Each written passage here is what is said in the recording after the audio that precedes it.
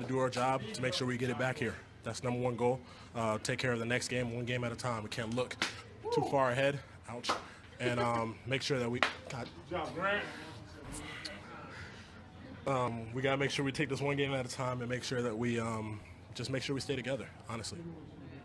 Get some work on that.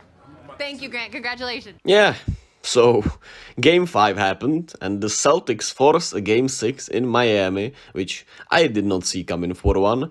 And first of all, let's start with Kyle Lowry starting, as Gabe Vincent was out due to the ankle injury he suffered in Game 4, which is obviously very rough for Miami, as he has been just great these conference finals, not only shooting-wise, but also passing the ball. He has been passing the ball so well out of the pick and rolls and the double teams, plus, of course, shooting the ball so well. And when they announced it, my first thought went that they should start Caleb Martin, just so they can have Kyle Lowry's playmaking and ball handling mirror Jimmy and still have the ball handling of the bench, but Kyle Lowry played really badly tonight.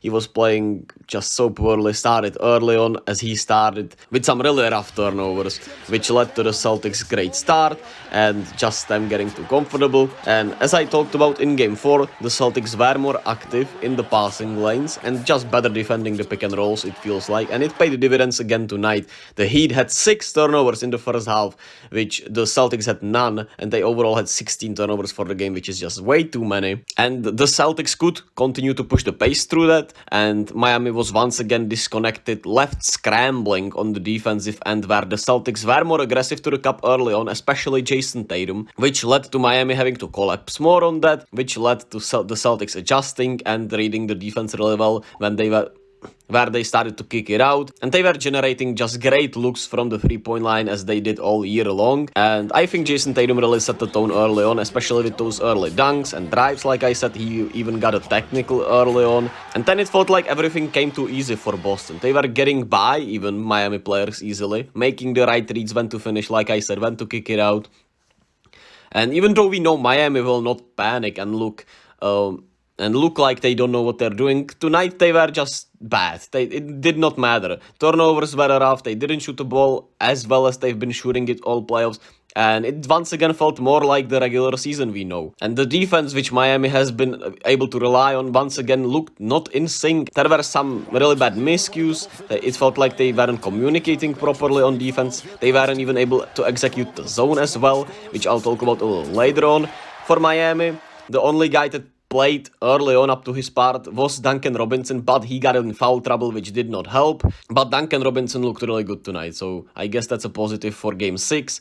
The other positive is that the Haywood Highsmith minutes looked really good, because he got some minutes with Gabe Vincent being out, and we all thought that would be the case. Some people even thought he should start just so Miami doesn't have to change their bench rotation, which with hindsight might have been the move. He looked solid out there. He wasn't like great defensively, but he did his part pretty well, contested really well, was solid offensively, was 6 of 9, hit some 3-pointers. There's certainly a possibility we'll see him again in Game 6. Then also, it felt like Boston obviously played with just more urgency and effort. Early offensive rebounds, they had 8 offensive rebounds in the first half, which it felt like all led to points. I'm not sure if that's the case, but I would bet on it, to be quite honest with you. And for the first time all series, as I talked about a little early on, the Miami Heat were not able to execute the zone defense properly. The Celtics were shooting lights out, which helps with that. For the first time this series, it looked like the zone wasn't properly executed in terms of communication, in terms of rotations, in terms of switching, and it just looked like a mess for a bit. Then we get to Bam, who just had a horrible night, and it feels like he needs to play the role of a roller in the pick and rolls, or being the initiator at the top of the three-point line on the block and just initiate the offense. Not what we see out of the pick and roll where he gets it in the post and he just dribbles through the Celtics defenders who usually strip him. And there were so many bad instances where he had Derek White on him, it felt like, or even it was Derek White, I'm pretty sure, maybe even Malcolm Brogdon for a bit, Grant Williams, and he just went face up on them and dribbled into them, it felt like. And just so I don't say what Miami did wrong, let me just give the Celtics credit. Like I said, they executed their defensive game plan, but I really think they started defending the pick and rolls even much better, even though Miami is helping them with that. I think they're more active hands. They are clogging the paint much better, double teaming with more precision, which obviously leads to more turnovers for the Heat, and they are making the shots that they were not making in the first 3 games. They are making shots that we've seen them make throughout the year, so maybe their bill just came due. And you had Derek White having his best game of the series. Marcus Smart with 23 points had his best game of the series. Jaylen Brown had his best game of the series with 21 points, and finally his shot looked right. And Tatum was great playmaking wise, setting the tone early. Like I said, I already gave him his credit. It really feels like he needs to be as down as possible to play the best he can. It's weird. This team is just so unpredictable. It's hard.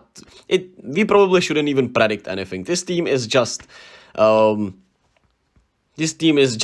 insane. There's not much more to say, man. And they also took great care of the ball, which is not what we see that often for this team. And now we have an absolutely massive Game 6 in Miami, which I will make a video about tomorrow and talk about rotations, predictions, if we will see some changes, but it's Game 6, so probably not, but I'll make a quick video about it. And to finish us off, I am not as confident in Miami as I was, but I still trust Jimmy. Good job, Grant.